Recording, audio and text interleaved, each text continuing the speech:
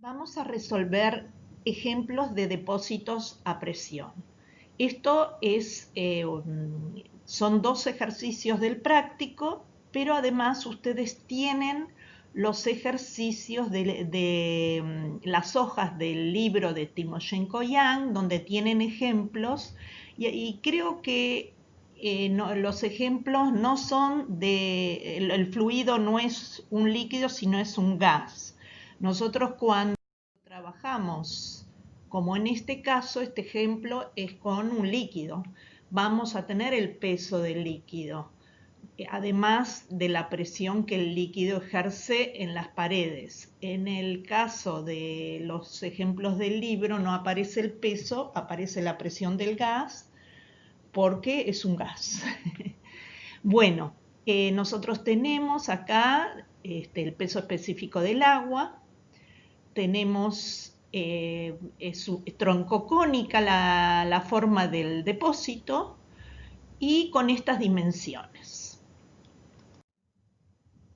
Esto es un esquema, el otro estaba mejor representado volumétricamente, es un esquema de cómo se ven las tensiones y el lugar donde se corta, se analizan las tensiones en ese lugar.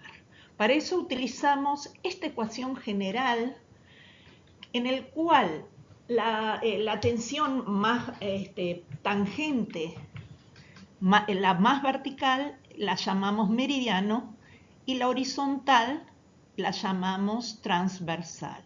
Como nosotros podemos ver, la transversal es tangente a la circunferencia que se forma en el corte, y la presión que nosotros vamos a tener de líquido en ese lugar es la que nosotros habíamos aprendido, la presión hidrostática, es el peso específico por la altura, que en este caso podemos ver que la altura es de 120 centímetros, 1,2 metros.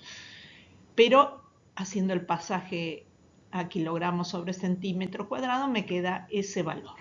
Bueno, ahora tenemos un esquema para hacer el trabajo geométrico y resolver. Nosotros ya tenemos el espesor, ya tenemos el peso específico y tenemos la ecuación general de depósitos. El primer término, fíjense que va a ser 0. ¿Por qué? Porque el radio del meridiano, al ser una sección recta, va a ser infinito. Entonces me queda nada más que el segundo término igualado a la presión sobre el espesor. La presión y el espesor lo tenemos, ahora necesitamos hallar el radio transversal. Para eso hacemos el trabajo geométrico y hallamos el valor de alfa. El valor de alfa abajo, que por alternos internos, podemos encontrar que 60 es a 120, es la tangente de ese ángulo alfa.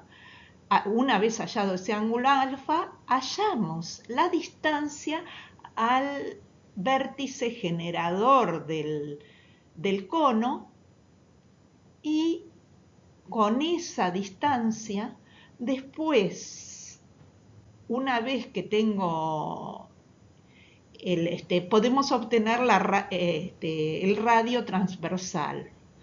¿Por qué? Porque tenemos que la tangente de alfa va a ser el radio transversal sobre D, porque es perpendicular, el radio va desde donde estoy analizando el elemento hasta el centro del cono. Y bueno, y una vez hallado ese radio transversal con la tangente de alfa, podemos obtener la tensión transversal. Acá tenemos que hacer, para hallar el sigma meridiano, tenemos que hallar la sumatoria de las fuerzas verticales, porque va a estar en equilibrio. ¿Qué elegimos? Podemos elegir la parte de abajo o la parte de arriba, pero siempre tenemos que elegir la sección que menos tengamos que resolver. En la parte de abajo tenemos la reacción del piso, así que en este caso elegimos la parte de arriba. Y fíjense que con la parte de arriba nosotros tenemos de sumatoria de fuerzas verticales, tenemos el peso hacia abajo. Por acción-reacción es lo que la parte de abajo le hace a la parte de arriba, porque siempre perpendicular a la superficie la presión, entonces va hacia arriba. Y después tenemos las tensiones tangentes de la tensión meridiana, pero la tenemos que proyectar verticalmente. Si nosotros ponemos un ojo, podemos ver el elemento, lo podemos ver acá.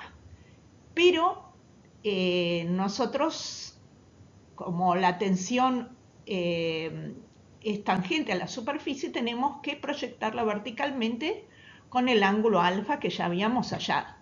Bueno, una vez hecho esto, a esa tensión la multiplicamos por el perímetro de la superficie y su espesor para hallar la fuerza total del meridiano.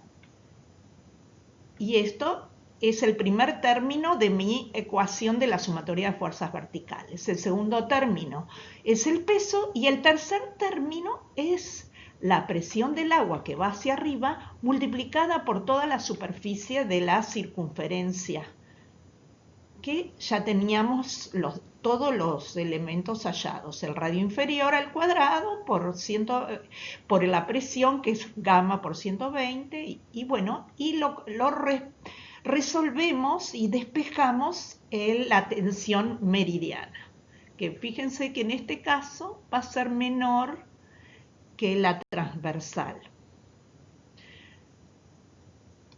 El otro ejercicio es un depósito cilíndrico de agua que tiene un fondo perfecto, es una esfera perfecta la parte de abajo.